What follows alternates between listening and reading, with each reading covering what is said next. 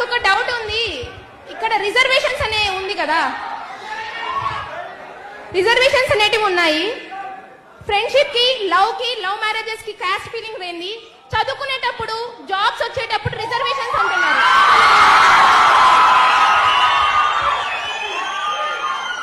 ఈ క్వశ్చన్ నేను ఒక్కటి క్వశ్చన్ చేస్తుంది, ఒకరిని మాత్రమే కాదు, ఇక్కడ ఉన్న ప్రతి స్టూడెంట్ ని నేను క్వశ్చన్ చేస్తున్నాను. ఫ్రెండ్షిప్ చేసేటప్పుడు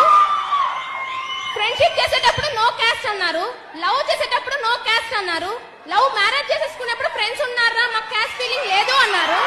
అదే ఒక ఓసీ స్టూడెంట్ ఎగ్జామ్ ఫీజు కట్టలేక, జాబ్ ల కాడ అప్లికేషన్ ఫీజులు లేక బయట నిలబడిన రోజులు చాలా ఉన్నాయి సార్. ఒక ఓసీ స్టూడెంట్ కి జాబ్ లేక బయట ఉంటున్నారు కేవలం రిజర్వేషన్స్ వలన. ఆ రిజర్వేషన్స్ ఎందుకు? ఇంకో క్వశ్చన్, ఇండియా ఇప్పటికే డెవలపింగ్ కంట్రీగా ఉంది, ఎందుకు? ప్రతి ఒక్క గవర్నమెంట్ సెక్టార్స్ లలో రిజర్వేషన్ అనేది ఖచ్చితంగా ఉంది.